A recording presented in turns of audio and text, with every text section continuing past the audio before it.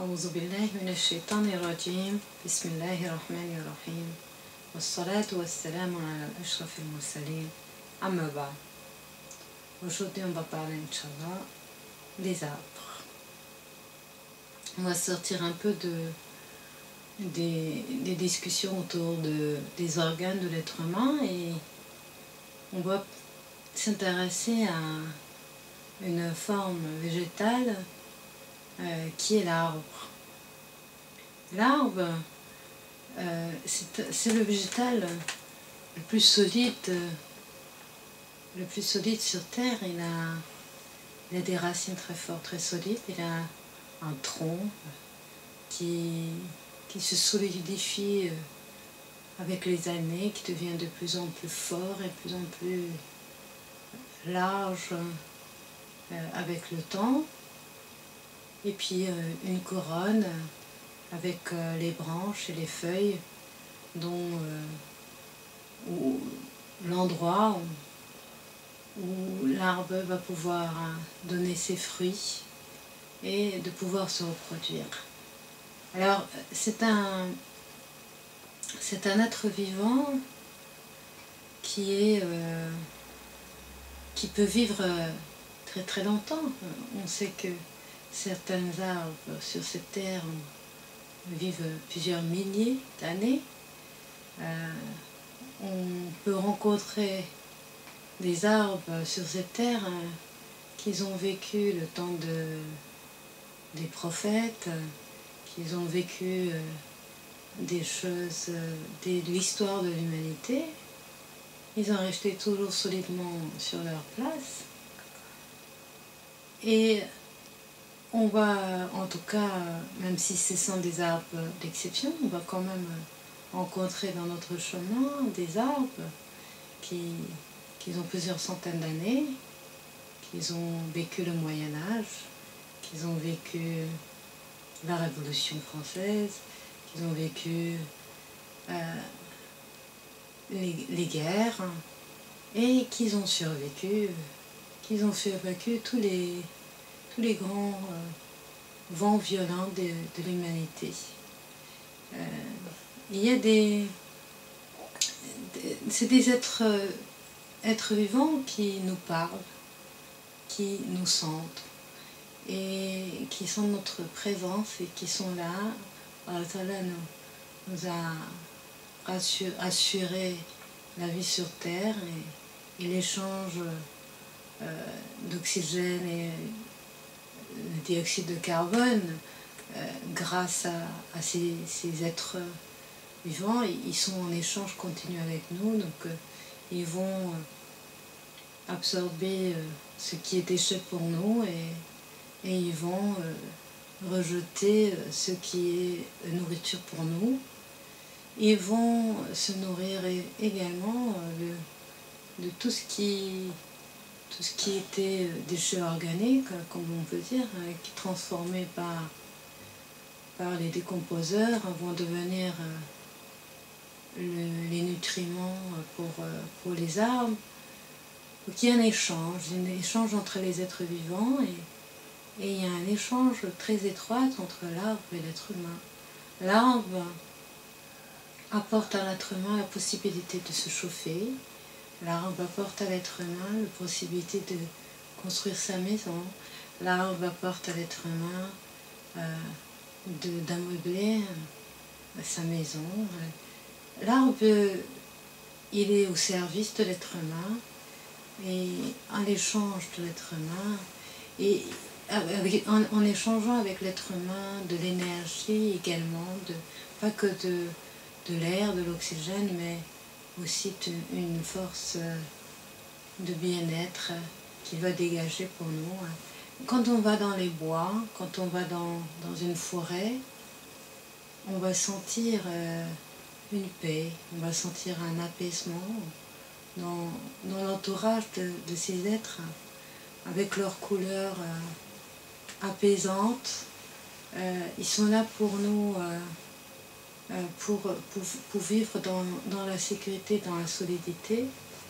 Ce sont les symboles de la solidité de cette terre, de cette vie terrestre et la confiance de l'être humain en Allah Ta'ala qui lui assure tout, même plus longtemps qu'il en a besoin. Et on va planter un arbre, cet arbre-là peut-être va apporter ses fruits que pour les générations qui viennent après nous, ou bien va apporter ses fruits pour nous et pour les autres.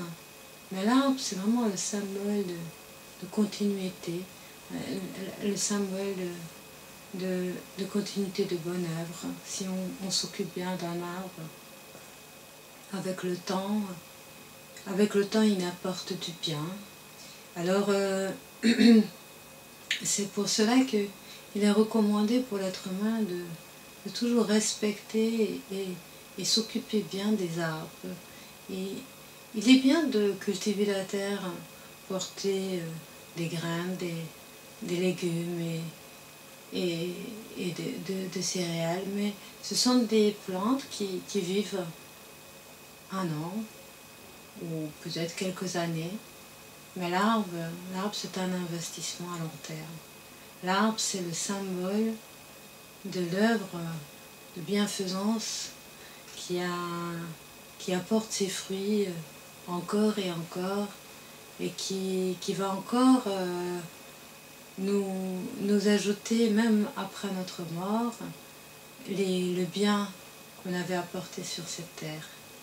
L'arbre, c'est aussi le symbole de la famille, de la généalogie, hein, l'être humain qui a ses parents, ses enfants, ses parents comme des racines, et ses enfants, et les enfants de ses enfants comme ses branches et les fruits. Alors, nous avons en suivant l'exemple de l'arbre, se dire que si je m'enracine correctement, je vais me ressembler à un arbre bien, il est fort possible que même après ma mort, je puisse ramasser le hasanat. Parce que si cet arbre donne des bons fruits, si cet arbre, cette fondation que j'ai fait, en fait des générations équilibrées et qui suivent le bon chemin, je prends encore avec eux le hasanat, les bonnes œuvres. Alors, l'arbre, c'est l'espoir de l'être humain que, même s'il est mort, les œuvres de bien peuvent continuer, peuvent avancer. L'arbre aussi, c'est le symbole de la patience, parce qu'au début, il est tout petit. Il faut attendre, il faut continuer, travailler, et on ne voit pas forcément tout de suite le résultat. Mais quand on sait qu'un arbre, au bout de 10 ans, certains arbres au bout de 10 ans, certains au bout de 15 ans, d'autres même au bout de 50 ans qu'ils commencent à donner leurs fruits, ça nous permet de comprendre qu'il ne faut pas attendre le résultat direct. Le résultat direct ne va pas forcément être durable. Par contre, si on continue et on travaille et on va œuvrer continuellement, ben cet arbre-là de bien va solidifier son tronc chaque année, va devenir plus large, il va pouvoir apporter plus de branches, il va avoir plus de fruits et il y aura une continuité. Donc on doit patienter. L'arbre, il est patient, il est là, il ne nous dit rien, mais il est à notre service. Il est là, il nous parle, mais à sa façon. Il ne parle pas par les mots, mais il suffit de s'approcher d'un arbre, il suffit de l'entourer par nos mains et de le tenir. On va sentir sa parole. Et il ne faut pas hésiter. Il ne faut pas hésiter de s'approcher à l'arbre, parce que l'arbre nous communique énormément de choses. Il ne faut pas hésiter de s'arrêter, de regarder les arbres, parce qu'ils nous enseignent énormément de choses, comment on doit avancer sur cette terre. on va avoir l'arbre qui, certaines, n'est-ce pas, les feuillus, ils vont perdre leurs feuilles en automne, et ils vont rester comme s'ils étaient morts pendant une période de l'année, et ils vont ressortir de nouveau des feuilles en pleine santé, des fleurs, des fruits, le moment de printemps. Et c'est un tel joie quand les arbres commencent à porter leurs fleurs, tout sent bon, la forêt devient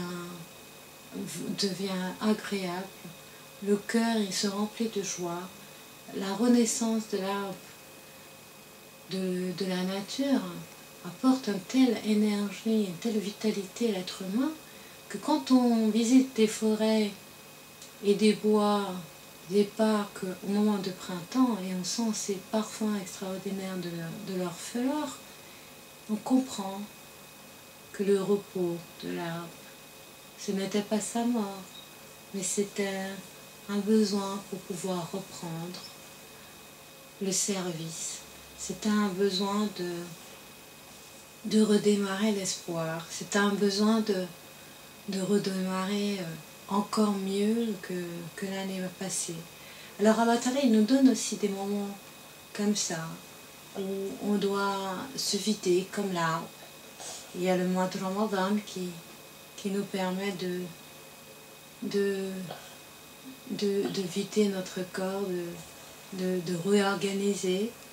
C'est un moment de paix, de l'apaisement, de prière de la nuit, un bilan qui doit se refaire pour redémarrer. Nous avons l'exemple de l'arbre pour comprendre que si on va passer par des moments de sorte de passivité, ces moments de passivité, ils vont toujours nous servir de redémarrer encore mieux. Quand on va dormir, comme l'arbre qui dort en hiver, qu'on va dormir, le sommeil, il doit nous servir à redémarrer, à refaire notre printemps chaque matin. Notre vie ressemble à celui de l'arbre. Le matin, on redémarre avec le printemps, on doit avoir cet espoir, cette chose extraordinaire. Tous ceux qui nous entourent devront sortir le parfum des fleurs, la vitalité.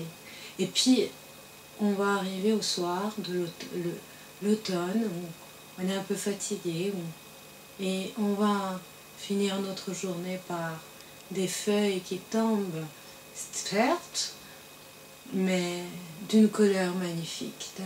On s'habille pour terminer notre journée où on avait apporté les fruits, qu'on avait apporté la joie, qu'on avait apporté l'équilibre, on avait apporté la paix. On va terminer notre journée par les feuilles qui tombent, mais avant de tomber, il devient beau, il devient magnifique, avec des couleurs extraordinaires. Et on dort, on se repose, et ce repos il est là pour redémarrer de nouveau. Et chaque jour c'est un printemps, et chaque matin c'est un printemps, et chaque soir c'est un automne, et chaque moment de sommeil c'est un hiver pour reprendre. Et donc l'arbre il est là pour nous parler sur tout le symbolique de notre vie. Et l'arbre, il peut également symboliser la vie sur Terre, que on va passer notre naissance, qui est le printemps, avec une beauté extraordinaire, une fragilité pourtant encore, mais qu'est-ce qui peut être plus beau qu'un bébé? Qu'est-ce qui peut sentir meilleur qu'un bébé? Et puis, vivre notre vie pour apporter tous les fruits, et terminer notre vie avec un automne qui est rempli de souvenirs extraordinaires de tous ceux qui nous entouraient. Un automne plein de couleurs, un automne une vieillesse qui est apaisant aussi bien pour nous que pour ceux qui nous entourent. Et puis à un moment, on dort, on n'est pas mort, hein. Peut-être on a quitté cette terre, peut-être que beaucoup peuvent penser qu'on n'existe plus, que c'est fini.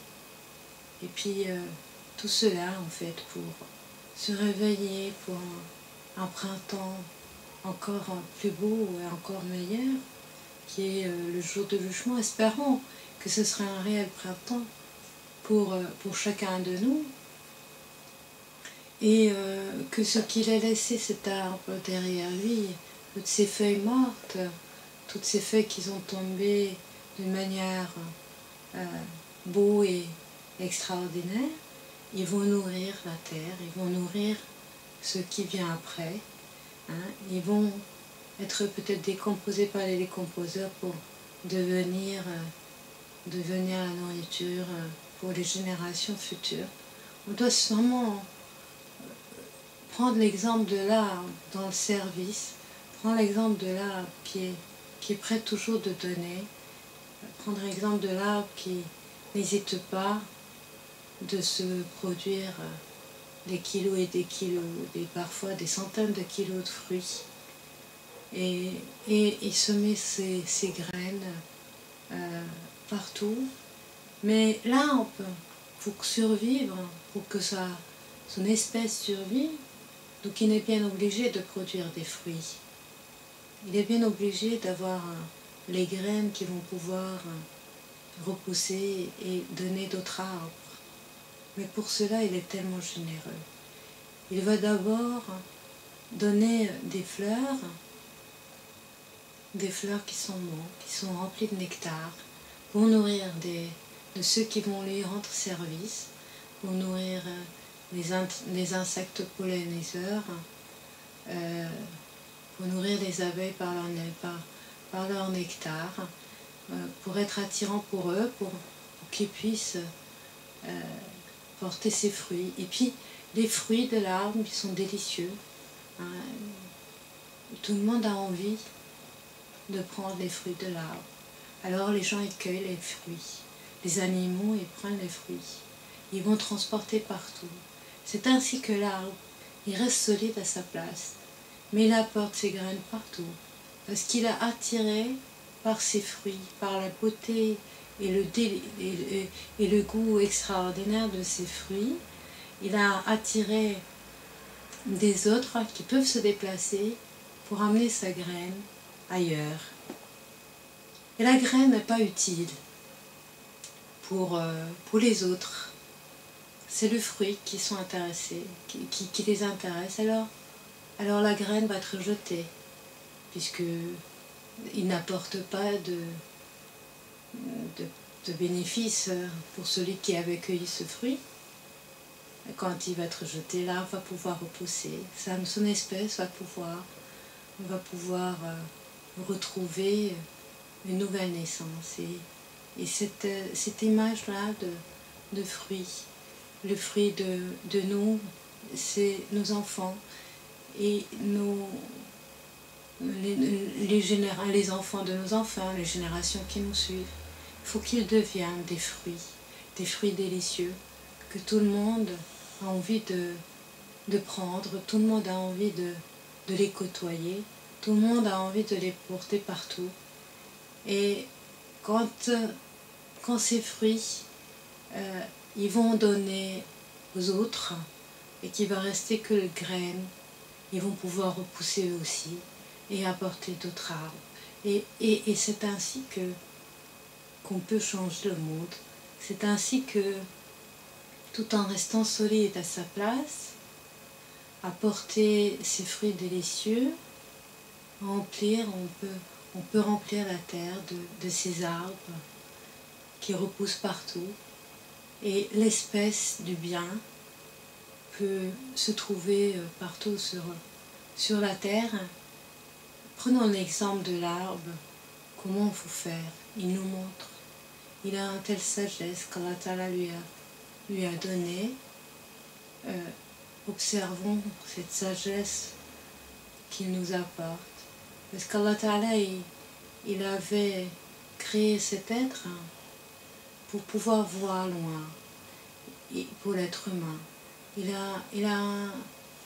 a créé cet être et qui a permis à l'être humain de méditer sur la création d'Allah, parce que nous, en tant qu'être humain, il est difficile pour nous de voir loin. On a un regard très proche et très proche de notre vie. On vit le présent et il nous est difficile de vivre et comprendre ce qui va se passer sur Terre quand on va être vieux ou quand on va être mort, ou comment les générations qui nous suivent vont devenir. C'est difficile pour nous, nous ne sommes pas faits de pouvoir voir loin. Nous sommes faits pour vivre le présent. Mais l'arbre nous enseigne qu'avec son travail de tous les jours, avec son travail de présent, en faisant son activité quotidienne, c'est avec cela qu'avec les années, qu'avec le temps, on va pouvoir apporter le bien.